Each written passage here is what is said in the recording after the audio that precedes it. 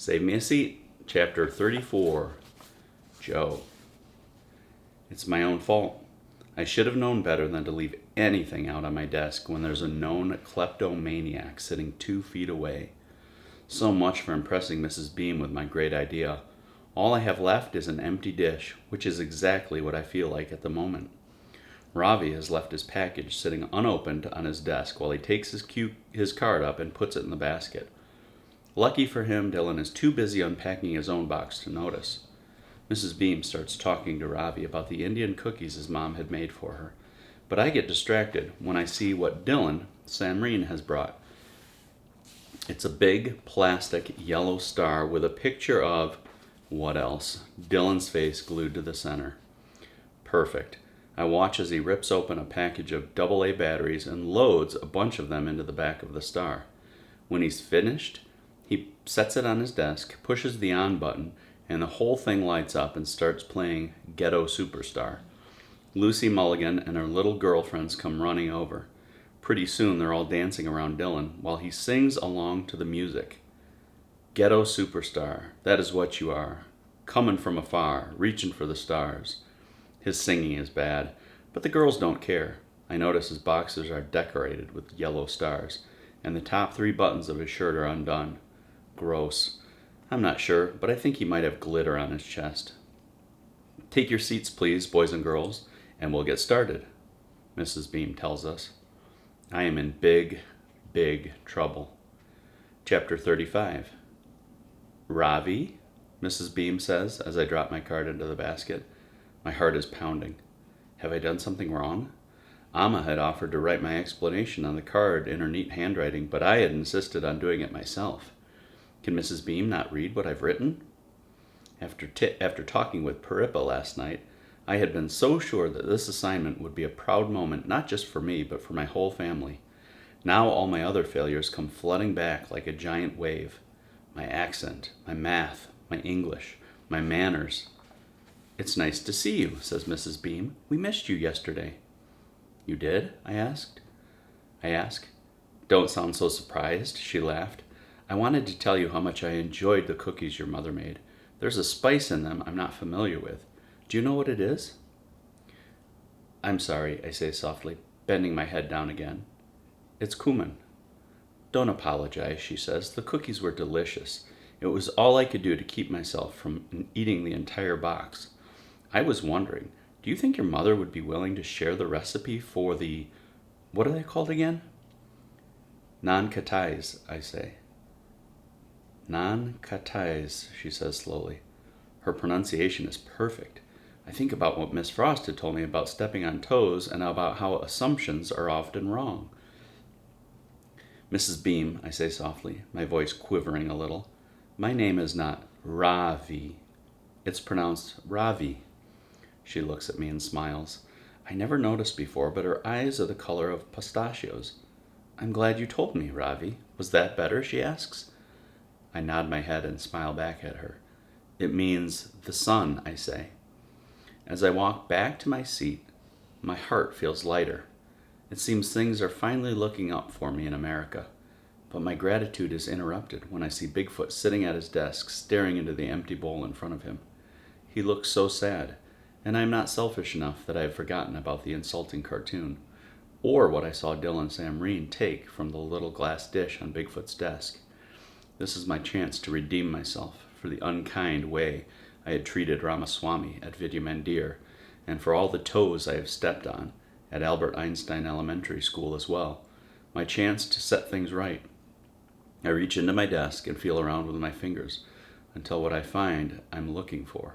Then I put it in my pencil box for safekeeping until the moment is right. Chapter 36. Joe. We're going to play a little guessing game, Mrs. Beam explains. The goal is to match up the objects sitting on the desks with the sentences in the basket. Great. I've only been at school for 15 minutes and my day is already in the toilet. I look at the empty dish. No one is going to be able to match it with the sentence I wrote. Not in a million years.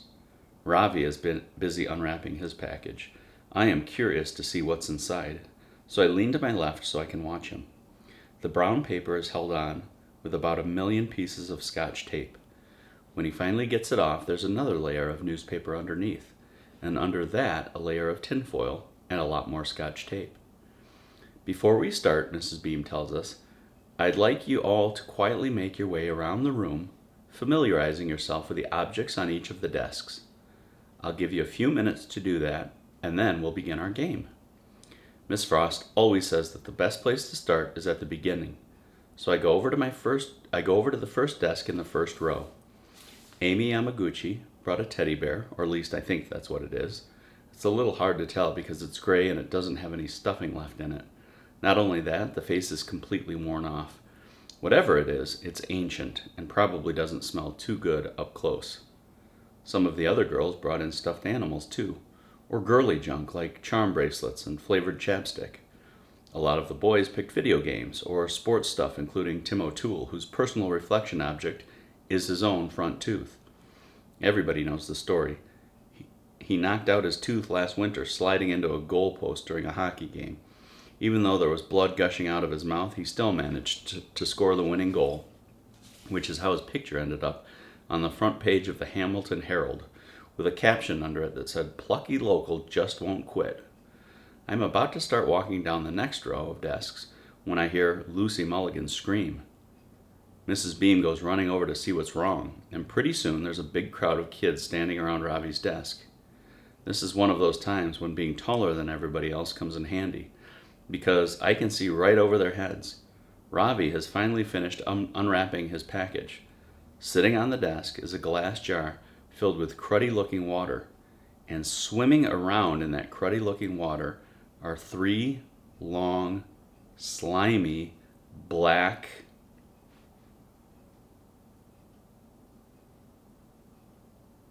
Chapter 37. Ravi. "Leeches," I say as everybody leans closer to see what I have in my jar. "Yesterday, Prip and I took a walk together." "Where are we going?" I asked him. "You'll see," he said. Ever since we moved to New Jersey, Parippa has been very quiet. He eats his meals without a word, then goes and sits on the sofa to chew his betel nuts and read his newspapers.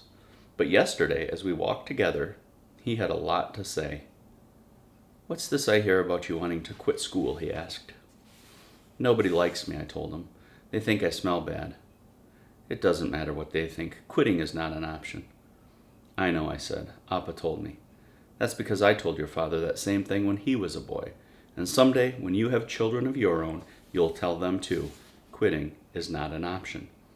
"You don't understand," I said. "Nobody does." For a while, we walked in silence. "Did you know that in India, tea has to be plucked by hand, Ravi?" my grandfather said finally. 3 leaves and a bud, right from the very top of the tea bush. The tea pluckers pick the tender shoots and drop them into baskets that hang from their heads. When I was a young man, my first job was to work at the tea plantation. I had to stand in the rain and guard the workers, protecting them from wild animals that might be lurking nearby.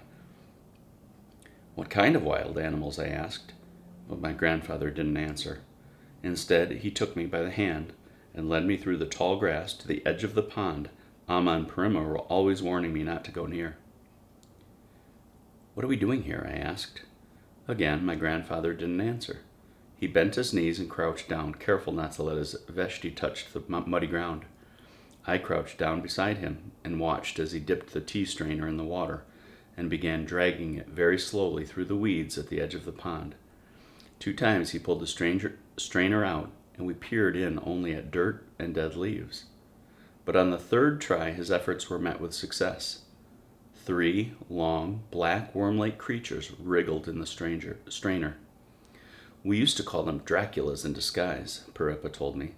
"The tea plantations were infested with them during the monsoon season. They were much larger than these skinny fellows, but these will have to do." "Do for what?" I asked. "Parima told me about your assignment." "The assignment is to find something that represents who I am," I told my grandfather. "Do you think I'm a leech?" Parippa laughed and pulled a small glass jar from his pocket. "Fill this to the top with water," he said, handing it to me. When I had finished filling the jar, he dropped the leeches in, closed the cap, and tightened it. These leeches are a reminder of who we are and where we've come from, Ravi, and all of the hardships we've endured to get here. I thought about our house in Bangalore and my friends back at Vidyamandir, especially Pramod. I thought about the ways things used to be, the way I used to be. I don't know who I am anymore, Paripa, I told my grandfather. You are Ravi Suryana Arayanan, my grandfather said, putting his arms around me and pulling me up. And the Suryanarayanans never give up. We work hard, against all odds, and believe in ourselves. Who would have thought that I, a small tea plantation owner, would be able to send his son to a fine university and to help bring his whole family to live in America too? But that is what happened. I miss Bangalore, I said softly. Me too, but you will have many more opportunities here. It doesn't feel like home, I told him. Give it time, Paripa said, reaching for my hand. Come, Ravi. Amma and Parima are waiting. If we stay out any longer, they'll think we've been carried off by that terrible wind Parima is always complaining about. Everyone in room 506 is still crowded around my desk, trying to get a look at the leeches. The time is right, so I open my pencil box and take out the blue candy, the one Miss Frost gave me in the resource room 2 days ago. I put it in my desk and forgot all about it until this morning. Now, this little blue candy is about to play the starring role in my big plan. I look around to make sure no one is watching. Then I place the candy in the glass dish on Bigfoot's desk. And tomorrow, I think we can finish the book.